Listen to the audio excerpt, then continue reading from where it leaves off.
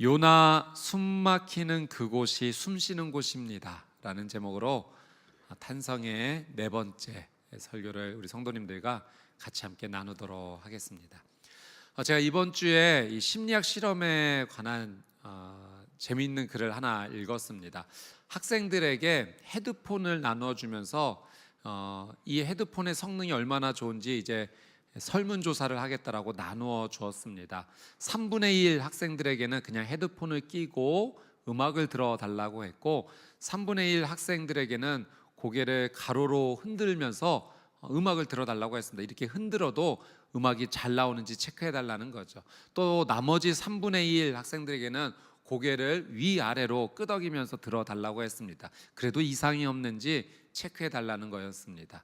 이 음악을 듣고서 음악의 성능이 괜찮은지 듣던 이 학생들에게 마지막에 대학교 등록금을 한 20% 인상하는 것이 좋겠다라는 이 라디오 연설까지 들려주게 되었습니다. 다 끝나고 이제 설문지를 조사하는 가운데 성능이 어떤지를 그 항목들 가운데 마지막 항목에 슬쩍 이 질문이 들어온 거죠. 대학교 등록금을 인상하는 것이 어떻게 생각합니까? 근데 아주 재밌는 결과가 일어났습니다. 고개를 흔들지 않고 그냥 들었던 이 학생들 3분의 1은 그냥 현행 정도가 괜찮겠다라는 답변이 좀 많이 나왔고요. 고개를 좌우로 흔들면서 음악을 들었던 이 학생들은 대학금 등록금 결사 반대, 거의가 안 된다라는 의견이 많이 나왔고, 고개를 끄덕이면서 들었던 학생들은 대학교 등록금 인상하는 것에 우호적인 의견이 좀 많이 나왔다는 겁니다. 그러니까 이 음악을 들으면서 헤드폰 테스트를 하겠다라는 것은 그냥 제시했던 것이고, 사람의 몸의 행동, 고개를 어떻게 움직이는 것이 사람의 의견을 통제할 수 있는지에 대한 그런 조사였던 거죠. 제가 이 글을 읽으면서 무릎을 쳤습니다. 반드시 우리 성도님들에게 꼭 들려드려야겠다. 여러분 혹시 좀 피곤하셔서 이 설교 시간에 조금 졸음이 오시더라도 고개를 이렇게 끄덕이면서 주무셔야 됩니다. 이렇게 하시면 안 됩니다. 제 통제에 좀 따라 주셔야 되겠습니다. 잠깐 재밌는 이야기 나누고자 했고요. 통제에 대해서 한번 좀 생각해 보고자 합니다. 내 뜻과 내 마음대로 이끌고 싶어하는 이 통제의 마음이 사람의 마음 가운데 있습니다. 내 인생 내가 통제하고 내 인생의 운전대를 내가 잡고 싶어 보통의 사람들이 많이 생각하는 것입니다. 그래서 내가 통제가 되면 마음이 편안해지지만 내 인생의 통제권이 내 인생 가운데 없어졌다고 느껴졌을 경우 불안하기도 합니다. 염려되기도 합니다. 통제권을 상실해버렸다고 느꼈기 때문입니다. 오늘 성경에 보니까 자신의 인생을 자기가 한번 끌고 가보겠노라고 자신의 인생을 통제하다가 인생의 가장 밑바닥까지 떨어졌던 한 사람을 우리가 만나게 되는데, 바로 하나님께 선지자로 쓰임을 받았던 요나입니다. 하나님께서 이 요나에게 아수르의 수도 니느웨에 가서 심판의 메시지를 전하라고 합니다. 죄를 뉘우치지 않는다면 이 나라와 도시가 심판을 받게 될 것이다. 그런데 요나는요, 가기 싫었습니다. 왜냐하면 그 아수르 민족이 자신의 이스라엘 민족에게는 철천지 원수였기 때문이죠. 혹여나 그들이 이 심판의 메시지를 듣고 회개라도 해서 하나님께 용서를 받는다, 허용이 되지 않았던 겁니다. 그래서 이 아수르의 니느웨로 가지 않고 정반대로 다시스행 베티켓을 끊고 그곳으로 향하게 됩니다. 요나가 자신이 통제하고 싶었던 겁니다. 하나님께서는 그 민족에게 용서의 기회를 주기를 원하셨지만 절대로 하나님 그렇게 해서는 안 됩니다.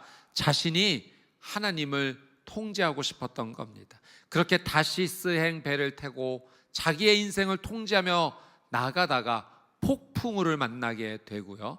결국은 요나가 그 물고기 뱃속에 삼켜진 바 돼서 산의 뿌리까지 내려갔다라는 성경의 기록이 있습니다. 이 요나서를 보면 참 재미있습니다. 요나가 계속 내려간다라는 표현이 나오는 거죠. 그의 인생, 자신이 자신의 삶을 통제하려고 했을 때, 하나님의 뜻마저도 통제하려고 했을 때 결국은 내려가서 인생의 밑바닥, 산의 뿌리까지 내려가게 되었다는 것이 성경의 메시지입니다. 요나서 2장 5절 6절에 보니 그 물고기 뱃속에서 엄청난 고난을 당합니다. 해초, 바다의 그 풀이 그 머리를 칭칭 감아서 어려운 가운데 처하게 되었고, 산의 그 깊은 뿌리까지 내려가니 요나의 인생은 완전히 끝장난 모습이었습니다. 물고기 뱃속은 이제 요나가 어떻게 해볼 수 없는 통제권이 완전히 박탈된 곳입니다. 배를 타고 도망갈 때만 해도 내 뜻대로 움직일 수 있다고 생각했지만 이제는 깊은 어둠 속에서 자신의 마음대로 움직일 수가 없습니다. 숨통을 조여오는 끔찍한 압박감만이 있을 뿐이고, 이곳에서 요나는 완벽한 무능의 상태입니다. 그런데 이 절망의 자리에서 어둠이 칠흑같이 덮인 빛 한 줌 들어오지 않는 바로 그 어둠의 자리에서 놀라운 일이 일어나기 시작합니다. 숨 쉴 수 없는 곳이라 여겼던 그곳에서 영적인 호흡이 터져 나오니 바로 요나의 기도가 터져 나온 겁니다. 요나서 2장은 요나의 기도 내용입니다. 자신이 통제할 수 없는 그 삶의 한가운데 하나님께 살려달라고 처절하게 몸부림치는 영적 호흡, 기도가 터져 나왔습니다. 이제는 자신의 통제권을 내려놓고 하나님의 통제권 아래로 들어가겠다라는 이 믿음의 고백인 거죠. 저는 오늘 이 말씀이 우리 성도님들에게 위로가 되기를 원하고, 또 소망이 되기를 원하고, 격려가 되기를 원합니다. 우리 성도님들의 삶 가운데도 누구에게도 말하지 못하는 그 압박감이 조여있는 상황 가운데 처한, 그래서 눈물밖에 나지 않는 우리 성도님들이 계실 겁니다. 육신의 질병으로 말미암아, 사랑하는 가족의 어려움으로 말미암아, 경제적인 어려움으로 말미암아 정말 숨을 쉴 수가 없구나, 내 삶이 여기에서 나갈 수가 없구나, 이렇게 한탄하고 있는 우리 귀한 성도님의 삶 가운데 오늘 주시는 하나님의 말씀이 은혜가 되고 소망이 되고 위로가 되고 빛이 되어서 하나님께서 다시 튀어오르게 해주시는 그 영적 탄성의 은혜를 누리시게 되기를 주님의 이름으로 축복합니다. 오늘 저와 여러분에게 주시는 세 가지 은혜를 같이 한번 나눠보도록 하겠습니다. 첫 번째는 고통에서 나를 향한 하나님의 사랑을 우리는 발견해야 합니다. 우리의 이 고통과 고난의 자리가 이 고난과 고통으로 끝나는 것이 아니라 이 자리가 바로 하나님의 사랑이 시작되는 은혜의 자리다라는 사실이죠. 요나가 물고기 뱃속에 갇혀서 아무것도 할 수 없었던, 철저히 통제권이 박탈되었던 그곳, 요나 스스로조차 여기는 스올이다, 사람들이 죽어갈 수밖에 없는 무덤이라고 했습니다. 요나가 느꼈을 때는 여기는 무덤의 자리라는 겁니다. 희망이 없다라는 이야기였습니다. 여러분, 우리가 몸이 아파서 병원에 가서 치료를 받을 때 이 근육이나 이런 부분에 좀 아프게 되면 물리치료를 받게 됩니다. 그래서 병원에서 물리치료를 받기도 하고 한의원에 가서 도수 치료든 이 지압을 받기도 하는데, 이 치료해 주시는 치료사님들이 이 근육을 회복시켜 주기 위해서 이 지압을 세게 하는 경우가 있습니다. 사실 그렇게 세지도 않지만 이 자극을 통해서 그것을 살리려는 거죠. 그런데 너무 아프다 보면 그 지압 속에서 나도 모르게 비명이 튀어나오기도 합니다. 너무 아파요. 그리고 너무 아픈 나머지 나도 모르게 스스로 그 손으로 치료사님을 때리기도 합니다. 그만! 아파요. 내가 통제하고 싶은 그런 몸의 반응이 나오는 거죠. 근데 여러분, 가만히 생각해 보면 지금 이거는 나를 더 아프게 하려고 하는 게 아니라 치료의 과정 아니겠습니까? 아파도 만져서 살려야 되는 겁니다. 회복시켜야 되는 겁니다. 여기서 멈추면 회복되지 않는 거죠. 여러분, 요나의 상황도 마찬가지입니다. 자신은 무덤이라고 생각했어요. 스올이라고 생각했습니다. 압박감이 너무나 커서 비명이 터져 나올 수밖에 없습니다. 그런데 이곳은 요나를 죽이는 무덤이 아니라 하나님께서 다시 살리시는 치료의 손길이 임하는 자리가 되었다는 거죠. 그걸 어떻게 알 수 있는가? 오늘 본문 1절 말씀이 이렇게 시작하기 때문입니다. 자, 1절 말씀을 같이 한번 보도록 하겠습니다. 시작. 요나가 물고기 뱃속에서 그의 하나님 여호와께 기도하여. 하나님께 기도합니다. 그런데 요나가 기도했던 그 자리가 물고기 뱃속이라고 합니다. 물고기 뱃속이라는 이 표현이 의미하는 영적인 의미가 있는 거죠. 우리가 한글로 봤을 때는 사실 그 의미를 잘 알아채기가 어렵지만 이 물고기라고 쓰여진 히브리어 원어가 이 명사형을 봤을 때 여성형 명사로 쓰이게 된 겁니다. 그러니 이 물고기는 암컷 물고기인 겁니다. 또 뱃속이라고 표현된 이 단어는 물고기의 소화기관, 내장을 의미하는 것이 아니라 그 여성의 자궁을 의미하는 바로 그 단어입니다. 요나는 자기가 물고기 뱃속에 갇혀서 여기가 무덤이라고 생각했지만 하나님께서는 이곳을 요나의 무덤으로 만드신 것이 아니라 다시 생명이 시작되는 자리로 요나를 부르셨다는 겁니다. 무덤이 아니라 생명의 인큐베이터 속으로 요나를 다시 초대하신 것입니다. 예레미야 18장 말씀에 보니까 하나님께서 예레미야를 이 토기장이 집으로 부르시는 것을 보게 됩니다. 그 토기장이가 그릇을 만드는 과정을 보여주시면서 그 토기장이의 손에서 만약 이 토기가 잘못되면 토기장이가 이 흙을 그냥 갖다 버리는가? 그렇지 않다는 거예요. 다시 토기장이는 이 흙을 가지고 토기장이의 뜻대로 새로운 그릇을 빚는다는 겁니다. 자, 예레미야 18장 4절 말씀을 한번 같이 읽어보겠습니다. 시작. 진흙으로 만든 그릇이 토기장이의 손에서 터짐에 그가 그것으로 자기 의견에 좋은 대로 다른 그릇을 만들더라. 하나님이 토기장이시라는 겁니다. 우리의 인생이 고난 가운데 찌그러지고 부서져서 우리의 인생이 끝났다 스스로 판단을 내려도 하나님의 손에 들려 있다면 끝이 아니라는 거예요.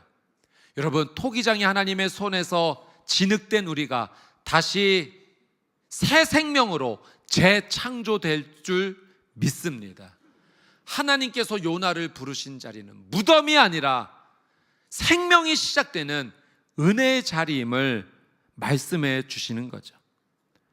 사랑하는 여러분, 여러분의 삶이 무엇 때문에 지금 짓눌러 있으십니까?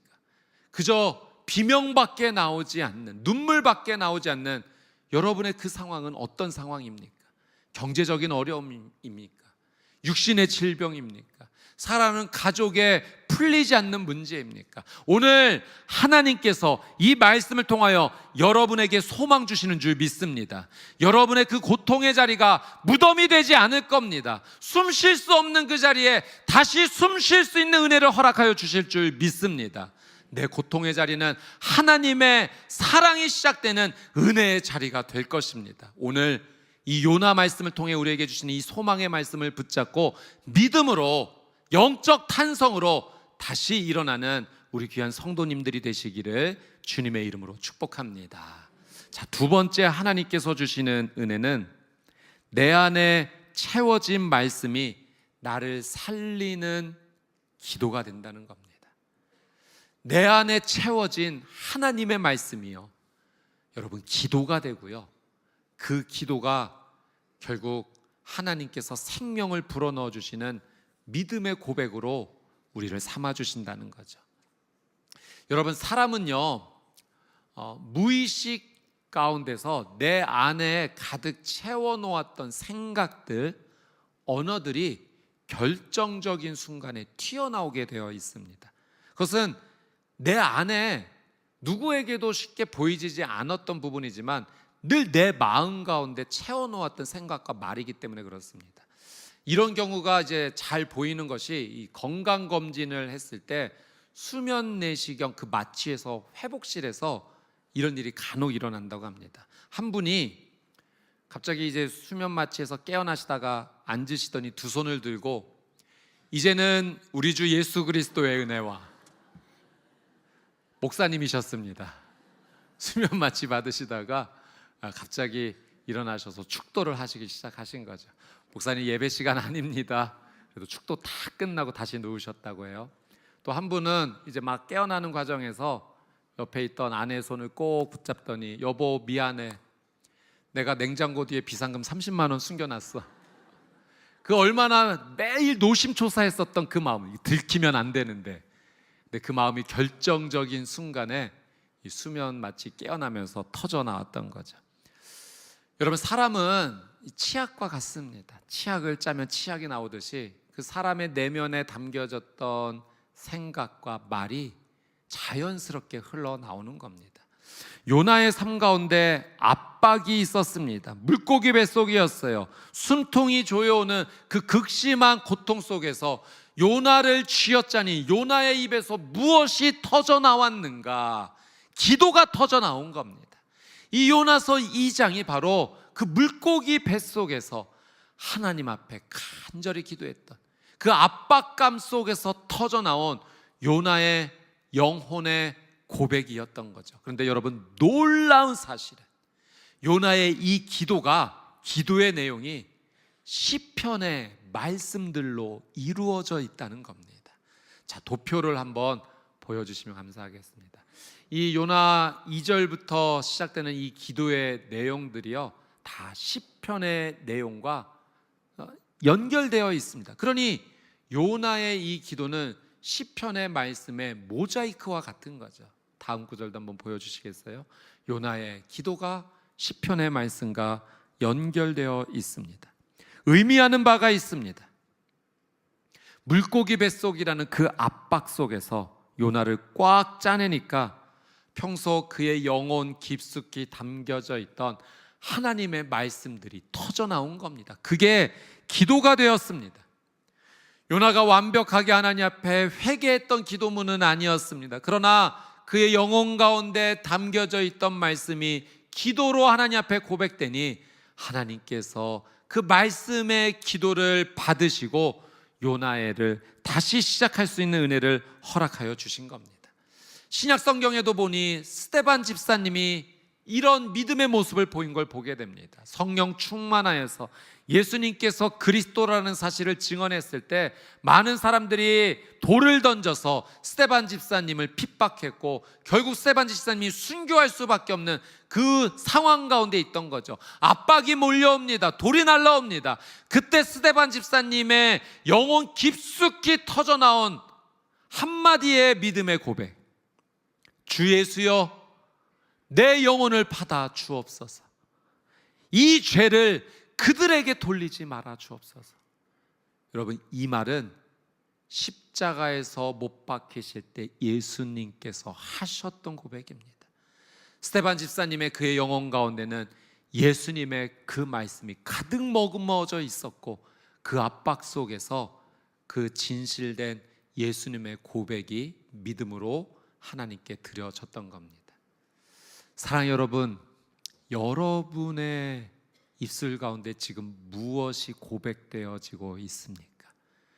이 압박감, 숨쉬기조차 힘들다라는 이 상황 속에서 여러분 원망하고 계십니까? 불평하고 계십니까? 아니면 두려움의 언어들이 자꾸만 쏟아져 나오고 계십니까? 여러분, 저는 여러분의 심령에 하나님의 말씀이 가득 채워지시기를 주님의 이름으로 축복합니다. 이제부터 우리의 심령에 하나님의 말씀을 채워놓읍시다. 차곡차곡 하나님의 말씀을 채워놓읍시다. 극심한 압박 속에서 우리의 영혼을 통해 하나님의 말씀이 선포되어질 것이고 이것이 기도로 하나님 앞에 드려진다면 하나님께서 우리를 살리시는 믿음으로 사용하여 주실 줄 믿습니다. 우리의 삶에 하나님의 말씀을 채워놓고 삶 속에서 말씀으로 기도하는, 그래서 생명의 은혜를 누리게 되는 우리 귀한 성도님들이 되시기를 주님의 이름으로 축복합니다. 자, 마지막으로 세 번째, 예수 부활 생명을 품고 우리는 나아가야 합니다. 우리가 품어야 될 그 한 가지 믿음, 바로 예수님의 부활을 믿는 그 믿음입니다. 우리가 보통 고난 속에서 기도하게 될 때 이런 고백하게 됩니다. 하나님, 이 일이 없기 이전에 그때로 돌아가고 싶습니다. 이 고난이 시작되기 전에 그 자리로 다시 돌아가고 싶습니다. 그 마음 10분 이해합니다. 이 고난 경험하고 싶지 않고 해결되고 싶은 마음에 우리는 그 고백을 하게 됩니다. 그러나 여러분, 분명한 사실은 우리는 하나님의 은혜로 결코 되돌아가지 않습니다. 우리에게 주시는 하나님의 은혜는 이 고난을 딛고 다시 높게 올라가는 하나님의 은혜가 주어진다는 겁니다. 여러분, 요나를 하나님께서 회복시켜 주셨던 것은 요나를 이전의 삶으로 되돌려 보내시기 위함이 아니었어요. 하나님께서 요나의 이 믿음의 고백을 받으시고 다시 물고기로 하여금 토해내서 육지 가운데 살려주신 것은 니느웨로 가서 하나님의 심판의 메시지를 전하는 사명자로 세워주시기 위해서 요나를 다시 살려주신 줄 믿습니다. 하나님께서 우리에게 생명 주시고 다시 은혜 주셔서 회복하게 하시는 은혜가 있다면 우리를 하나님의 뜻에 사용하시기 위한 사명자로 세워주시고자 하는 하나님의 뜻인 줄 믿습니다. 우리는 다시 일어설 거예요. 아니, 더 높이 올라설 겁니다. 그것이 하나님의 뜻입니다. 요나는 물고기 뱃속에서 그렇게 생각했어요. 땅의 빗장이 나를 완전히 가로막는 거나 내가 할 수 없는 일이라고 생각했어요. 앞으로 나아갈 수가 없는 거예요. 여기서 살아갈 수가 없는 거예요. 그렇게 빗장으로 완전히 자신이 가두어져 있는 상황이라고 느꼈을 때 하나님께서 그 빗장을 산산조각 내에 깨부셔 주신 것이죠. 여러분, 예수님께서 십자가를 앞두시고 이런 말씀을 하셨습니다. 내가 너희들에게 보여줄 표적, 기적, 사인 하나 있다면 그건 요나의 표적밖에는 없다.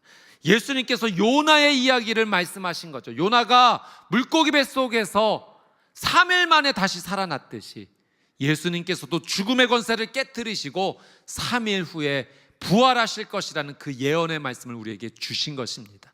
여러분, 예수님께서 죽음의 권세를 깨뜨리시고 부활하셨기 때문에, 부활의 첫 열매가 되셨기 때문에 우리도 예수 그리스도를 믿는다면 우리의 마지막은 죽음이 아니라, 절망이 아니라 생명이요 부활이 될 줄 믿습니다. 그래서 우리가 살아가는 이 삶의 자리에 무엇을 붙잡고 살아가야 되는가? 오직 예수 그리스도입니다. 제가 엊그제 우리 금요성령 집회 때도 잠깐 우리 성도님들에게 말씀드렸던 내용인데요, 우리 교회 권사님 가운데 한 분께서 작년 연말에 새벽 예배 나오시다가 갑자기 뇌출혈로 쓰러지신 겁니다. 그래서 급하게 병원으로 가시게 되었고 중환자실에 가시게 되셨어요. 저도 우리 권사님 만나러 기도하러 갔는데 이제 가족 외에는 잘 들어가기가 어려운 상황이죠. 가족들 면회 다 끝나고 병원 허락을 받아서 그 뒤에 잠깐 가족과 함께 들어가서 우리 권사님 만났습니다. 의식이 없으셨어요. 병원에서도 회복 장담하기 어려운 상황이다라고 말씀해 주셨고 같이 손잡고 기도했고 예배했습니다. 그리고 기적이 일어났어요. 권사님 살아나셨습니다. 가족들이 끝까지 기도했고 권사님 회복하셨어요. 얼마 전에 재활병원에 계시는데 제가 신방 갔습니다. 권사님께서요 휠체어에 앉아 계셨지만 얼마나 반갑게 저를 맞이해 주셨는지 몰라요. 목사님, 하나님의 은혜입니다. 권사님이 이제 깨어나셔서 그 이전에 하나님을 너무나 사랑한 나머지 말씀을 암송을 하셨던 시편 23편이 기억이 나지를 않으시더래요. 하나님께 기도했답니다. 하나님 기억나게 해주세요. 그리고 하나님이 기억나게 해주셨다는 거죠. 그 뇌세포 하나님께서 살려주신 겁니다. 더 놀라운 사실은 권사님이 영어로 암송을 하세요. 대단하세요. 한글로도 암송하시고 영어로도 암송하시면서 그 하나님의 말씀을 사랑하셨던 거죠. 권사님이 제 손을 꼭 붙잡으시더니 제가 목사님을 위해서 기도합니다. 우리 목사님 비행기 타고 외국에 나가셔서 설교하시는 세계적인 설교가 되실 거예요. 제가 아멘 했습니다. 아멘. 하여튼 제가 안 보이면은 비행기 탄 줄만 알고 계시면 되겠습니다. 네. 너무 놀라운 은혜입니다. 하나님께서 우리 평촌교회 위에 마치 봄이 시작되면 그 봄바람이 살랑살랑 불어오는 것처럼 봄의 기운을 느끼듯이 기도하는 이 교회 위에 생명의 은혜를 쏟아부어 주시겠다는 그 징조를 부어주신다라고 저는 봤습니다. 그 따님 지사님의 고백이 너무 귀해요. 목사님, 저는 이제 증인 될 겁니다. 하나님께서 이런 놀라운 은혜를 보여주셨는데 제가 증거하지 않고서는 있을 수 없습니다. 저는 증인이 될 겁니다. 송구영신 예배 때 말씀 카드를 뽑았을 때도 증인이 되겠다는 말씀을 주셨다는 거예요. 하나님의 이 말씀에 순종하며 사시겠다는 그 귀한 믿음의 고백입니다. 상처가 있었죠. 아픔이 있었습니다. 절망이 있었습니다. 죽음의 밑바닥까지 내려갔습니다. 그러나 하나님께 간절히 기도했고 하나님께서 생명 주셨습니다.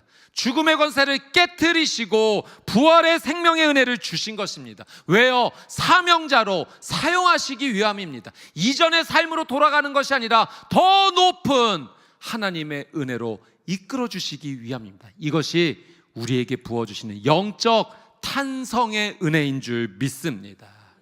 이제 말씀을 맺습니다. 지난주 수요일부터 사순절이 시작이 됐습니다. 예수님의 그 십자가 은혜를 묵상하며 나아가는 40일간의 여정입니다. 이 40일의 여정 가운데 우리는 고난주간도 지나가게 될 것이고 부활절을 기쁨으로 맞이하게 될 것입니다. 여러분, 이 사순절 기간 동안에 우리 하나님 앞에 마음을 다해 말씀을 묵상하고 기도하지 않겠습니까? 결국 십자가의 은혜를 묵상한다는 것은 예수 그리스도의 부활로 나가는 놀라운 은혜가 기다리고 있기 때문입니다.